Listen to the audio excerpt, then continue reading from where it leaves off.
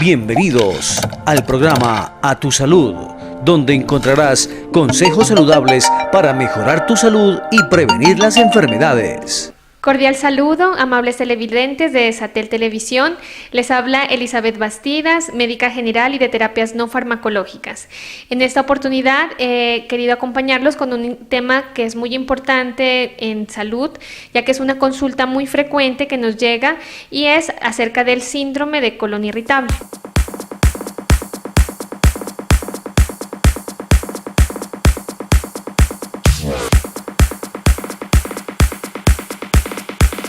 Empecemos hablando un poco de anatomía acerca del tracto digestivo. El tracto digestivo entonces está formado inicialmente por la cavidad bucal, que se continúa en la faringe, luego el esófago, estómago, pasa al intestino delgado e intestino grueso. El tracto digestivo cumple una función muy importante porque es por medio de donde nosotros ingerimos nuestros alimentos y los llevamos hasta partículas pequeñas que puedan ser absorbidas para absorber los nutrientes, vitaminas, líquidos y eliminar los desechos. Dentro del tracto digestivo también encontramos glándulas anexas que sirven para complementar la función de la que hablamos, como son las glándulas salivales que desembocan en la cavidad bucal, el hígado que se encuentra en la cavidad abdominal y dentro de las funciones para el tracto digestivo están secretar la bilis que nos sirve para digerir las grasas, el páncreas que nos segrega enzimas para digerir principalmente carbohidratos, tiene diferentes tipos de funciones también, adeneasas, que nos sirven para digerir distintos tipos de proteínas y también encontramos dentro de esto diferentes patologías de acuerdo a la región donde se encuentre afectada. Si nosotros miramos a un paciente, cuando nosotros lo evaluamos, vamos a evaluar cuando hay una molestia abdominal, la pared abdominal.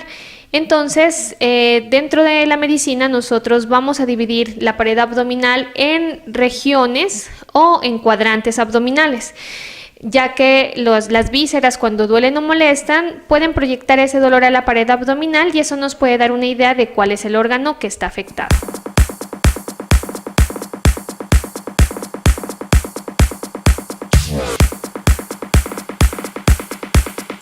Entonces, por ejemplo, cuando nosotros dividimos la pared abdominal en regiones, vamos a dividirlo por unas líneas que pasan imaginariamente por la mitad de la clavícula hacia abajo, por el reborde de las costillas y por unas salientes óseas que están en nuestras caderas, que son las crestas ilíacas.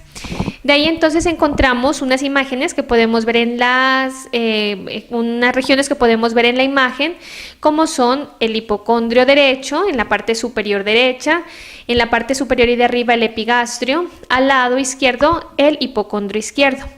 Nos vamos a la segunda línea, encontramos flanco derecho, en la región umbilical le denominamos mesogastrio y al otro lado le encontramos el flanco izquierdo. Y en la parte inferior encontramos fosa ilíaca derecha, hipogastrio y fosa ilíaca izquierda.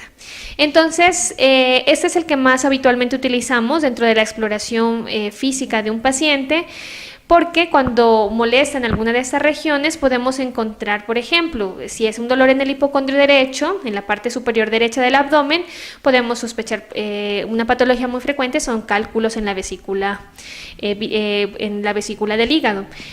Si se encuentra el dolor, por ejemplo, en el epigastrio, en la parte superior del abdomen, como ahí se refleja el estómago, podemos sospechar en una patología del estómago, la gastritis o una úlcera gástrica. En el hipocondrio izquierdo alcanza a llegar el estómago, también parte del colon, y eso pues dependiendo del tipo de dolor y la ubicación ya nos dan ideas. El mesogastrio también nos hace sospechar de patologías del estómago. En los flancos, hacia los lados, sospechamos de patologías del colon. Ya en las fosas ilíacas, por ejemplo, en la fosa ilíaca derecha encontramos el apéndice, un dolor en esa zona, nos debe alertar a descartar esta patología. En las mujeres, por ejemplo, también se proyectan aquí los ovarios y tendremos que tenerlo como un diagnóstico diferencial, por ejemplo, un quiste de ovario. Lo mismo pues en la fosa ilíaca izquierda, sobre todo va a ser el colon, porque aquí se proyecta o en las mujeres el ovario izquierdo, un quiste de ovario, alguna patología en esta zona, y en la parte inferior el hipogastrio, y encontramos la vejiga, por ejemplo, cistitis. Entonces la ubicación del dolor para nosotros es muy importante, el tipo de dolor. Hay algunos dolores que son como ardor, hay dolores que son tipo punzantes, hay dolores que son tipo retortijón, y eso nos van a dar a nosotros pues una idea muy clara dentro de ya el interrogatorio que hacemos a nuestros pacientes para sospechar de la patología que pueda tener ahí.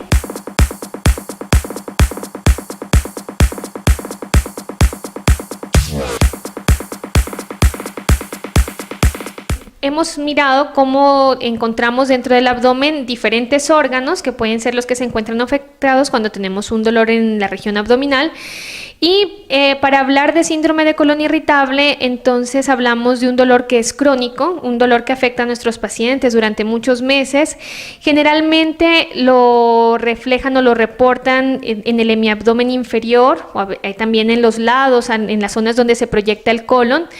Nos dicen que tienen dolor como retortijones, sensación de distensión abdominal. A veces podemos encontrar que presenta estreñimiento, diarrea. Puede encontrar el uno el otro o ser mixto, a veces hábitos intestinales lentos o comidas que le sientan mal y inmediatamente lo llevan a diarrea, pero que se vuelve extraño porque es una patología que se vuelve repetitiva. Entonces el paciente nos consulta frecuentemente por dolores de este tipo.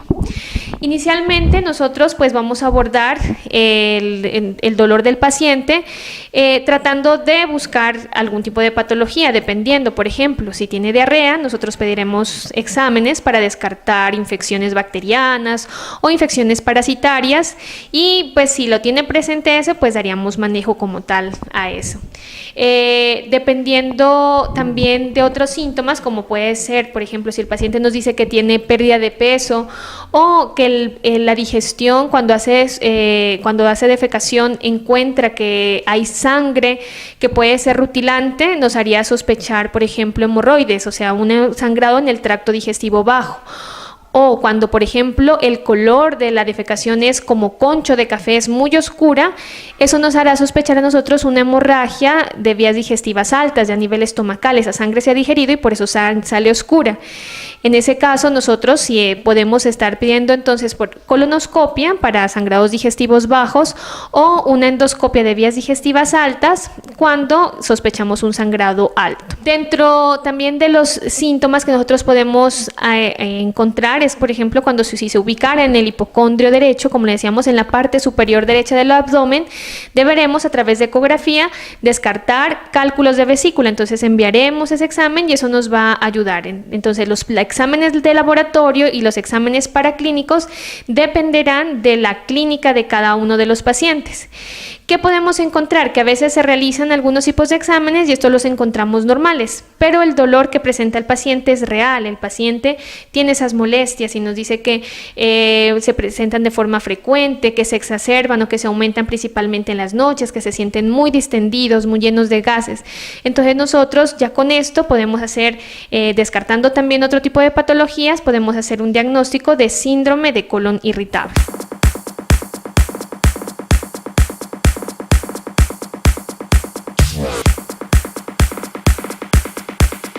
Las causas del síndrome de colon irritable aún no están muy claras. ¿Qué encontramos? Que esta principalmente se presenta a partir de la adolescencia tardía o cuando empezamos la adultez temprana, que se presenta con más frecuencia en mujeres que en hombres, y que esta se exacerba principalmente durante las noches y el dolor es más frecuente en el hemiabdomen inferior, tipo cólico, retorcijón, como lo habíamos dicho, con meteorismo, o sea, gases, sensación de llenura. El manejo que tenemos que nosotros dar a nuestro paciente es un manejo integral. Miren que encontramos que en el síndrome del colon irritable hay factores que predisponen el desencadenamiento de los síntomas, como por ejemplo la ansiedad y el estrés. Encontramos entonces en la consulta ese paciente que ante situaciones de estrés presenta molestias digestivas o a veces presenta diarrea, y ese es un síntoma de colon irritable. Entonces en ese caso nosotros debemos buscar técnicas para manejo del estrés. Es importante que tengamos en cuenta que el manejo de nuestro paciente actualmente lo debemos hacer de una forma holística, de una forma integral, conociendo que la salud del paciente no solamente es física, sino también debemos mirar su estado de ánimo, mirar cómo se encuentra ese paciente en todas sus esferas. En este caso hay diferentes formas para manejar el estrés o la ansiedad. Por ejemplo, tenemos técnicas alternativas como la acupuntura o también practicar meditación, practicar yoga, nos va a ayudar a nosotros a controlar más nuestras emociones y a llevar mejor estos momentos de estrés y que no afecten nuestra salud.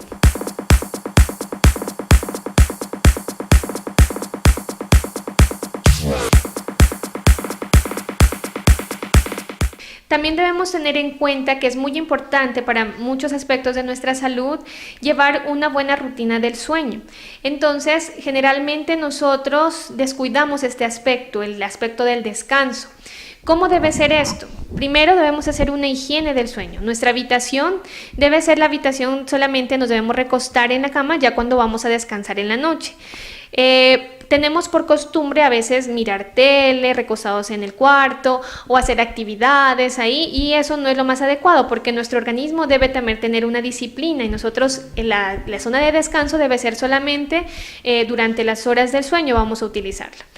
Preferiblemente en las habitaciones debemos evitar tener televisor o aparatos electrónicos y si tenemos celular, por ejemplo, colocarlo en un sitio lejano, porque a veces ya nos acostamos pero continuamos con el celular y no descansamos, y el celular también lo tenemos al lado, también genera irradiación que no nos va a permitir tener un sueño adecuado y un descanso oportuno. Tener también el cuarto, cuando ya descansemos, debe estar oscuro, se debe apagar televisor, se debe apagar música, debe haber silencio, preferiblemente con cortinas oscuras, porque la oscuridad activa la hormona del sueño. Entonces, si nosotros tenemos ruido, hay luz, estamos con el celular, nosotros no vamos a descansar bien. Si no descansamos bien, al otro día amanecemos cansados, fatigados, y eso nos predispone a estar más ansiosos, a manejar más estrés. Entonces debemos empezar también hacer esos pequeños cambios que van a impactar muy positivamente en nuestra salud.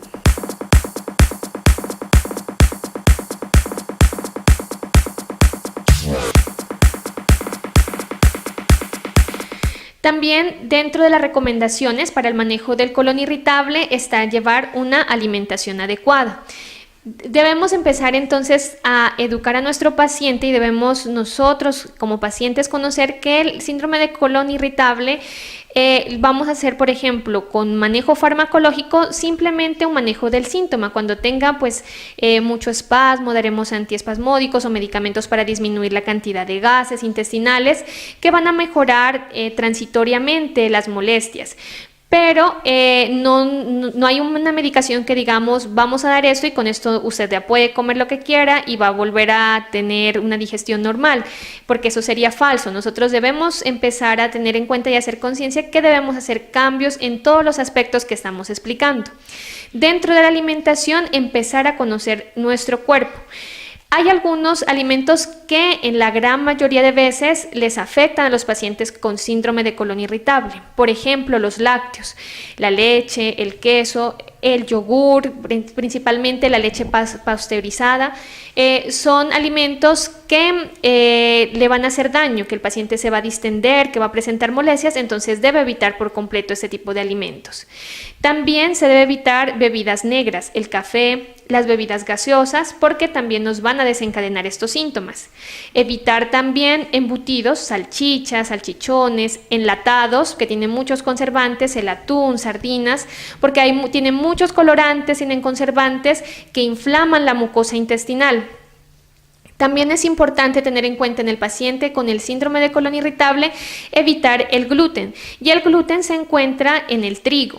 Actualmente los alimentos que nosotros tenemos ya no son, están hechos por un trigo que no son de la calidad de años pasados, donde eran pues mucho más saludable. Actualmente es un trigo, una harina refinada que ha pasado por muchos procesos, y muchos estudios muestran que estos tienen receptores a nivel intestinal, incluso que se conectan con el sistema nervioso, y que nos producen consecuencias tanto en el tracto digestivo como en el sistema nervioso. El consumo de azúcares excesivas también.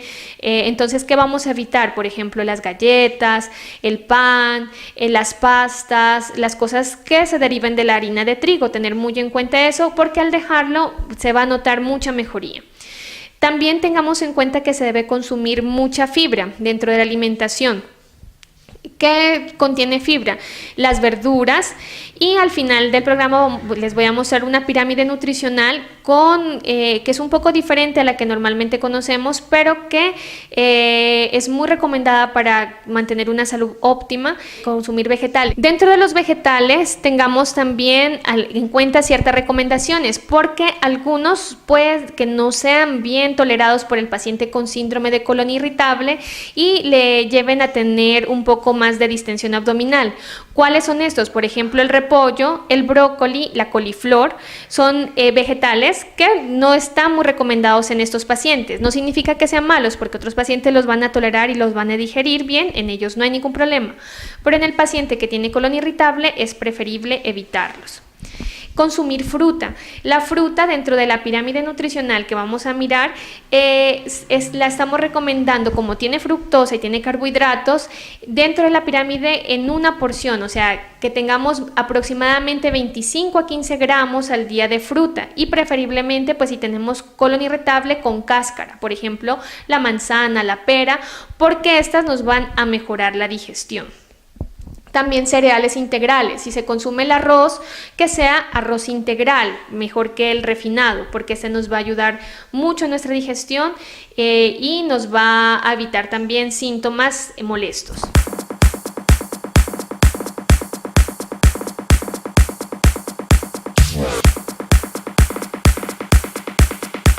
Tengamos en cuenta, como lo habíamos dicho, que el manejo de nuestro paciente debe ser integral. Existen técnicas alternativas que nos pueden ayudar con el manejo de este tipo de patologías crónicas. Por ejemplo, la acupuntura, no solo para el manejo del estrés, sino también hay canales que uno puntura y que mejora el funcionamiento intestinal. La terapia neural, que es una terapia donde se utiliza un medicamento homeopático y se colocan pequeñas cantidades de este medicamento en la zona del tracto digestivo, en la pared abdominal, y se nota también mucha mejoría en estos síntomas. Entonces tengamos en cuenta que estas también son terapias que nos van a ayudar mucho, porque estudios recientes nos muestran que nuestros pacientes actualmente se enferman más por la cantidad de medicamentos que toman que en sí por su propia enfermedad, porque ahora generalmente se tiene un síntoma, se consulta y se está acostumbrado a pensar que el medicamento va a ser el que nos va a sanar. Evidentemente, los medicamentos cumplen una función especial, pero si nosotros abusamos de esto, tienen muchos efectos secundarios y notamos que luego vienen las consecuencias de eso. Entonces, utilizar técnicas alternativas también nos va a disminuir esos efectos secundarios, entonces tengámoslas muy en cuenta.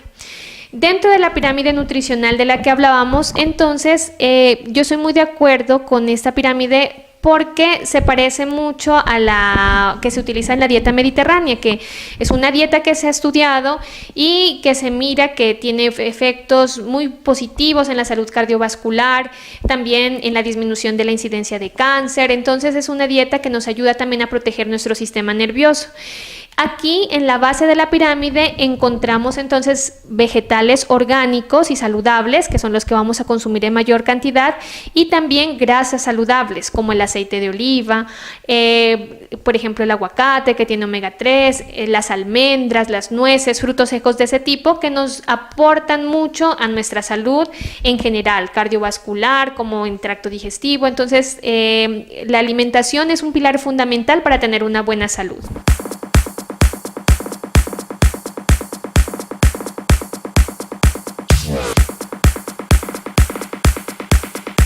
En el segundo escalón de la pirámide, entonces encontramos el consumo de proteínas, que va a ser en menor proporción de la que estaba en la base, que eran las frutas y las grasas saludables. Las proteínas, preferiblemente que sean también orgánicas, de animales, si se consumen proteínas, que sean criados en ambientes saludables, que no sean de consumo masivo, porque estos tienen muchos efectos secundarios. Entonces consumir carne blanca, consumir pescado de alta mar preferiblemente, evitar el consumo de la carne de cerdo, que es muy irritante y nos puede también traer problemas a nuestra salud.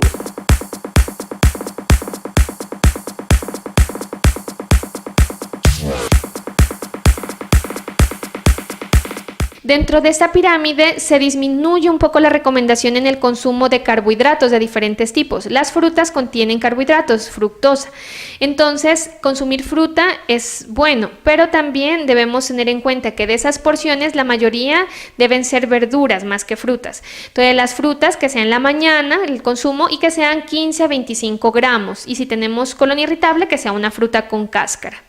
Y en el último parte de la pirámide, en la parte más pequeñita, lo que menos debemos consumir son carbohidratos del tipo cereales y por ejemplo los que salen de los granos, o sea, los consumiremos pero en menor cantidad. Los cereales sí los consumimos que sean integrales y los granos que sean orgánicos. Tengamos en cuenta a los pacientes con síndrome de colon irritable que de pronto no van a tolerar todos los granos. A veces los frijoles y las lentejas le pueden asentar un poquito pesado, entonces habría que evitarlos. En los pacientes que lo toleren, sí pueden consumirlo, pero teniendo en cuenta las proporciones de la pirámide que les presentamos. Entonces, recuerde que la dieta es fundamental dentro del control de los síntomas de esta enfermedad. En este programa pues hemos hablado acerca de cómo vamos a sospechar de esta patología, de qué exámenes diagnósticos pediremos dependiendo de cada caso, dependiendo del caso particular del paciente, qué recomendaciones debemos tener en cuenta en el manejo integral. Sabemos que es una patología que no se va a curar porque tomamos un tratamiento, sino que debemos controlar los síntomas a través de estilos de vida saludable, disminuyendo situaciones de estrés, ansiedad, teniendo un buen descanso, practicando ejercicios, teniendo una alimentación saludable. Y de esta forma controlaremos los síntomas, disminuiremos la inflamación de la mucosa intestinal y pues el paciente controlará su patología.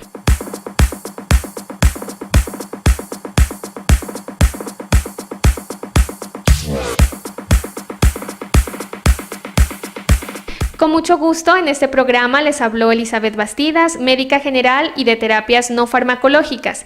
Si están interesados en nuestros servicios, dentro de los que incluyo acupuntura y terapia neural, me pueden contactar a través del consultorio de la doctora Olga Sánchez o en el Barrio Progreso, en mi consultorio. Espero que pongan en práctica las recomendaciones que nos sirven en todos los aspectos, a todas las personas, incluso saludables. Son cosas que nos van a prevenir esa patología y que llevemos estilos de vida saludable para mantener un estado de salud óptimo. Así finalizamos A Tu Salud, un espacio de Satel Samaniego Televisión, un programa donde encontrarás consejos saludables para mejorar tu salud y prevenir las enfermedades.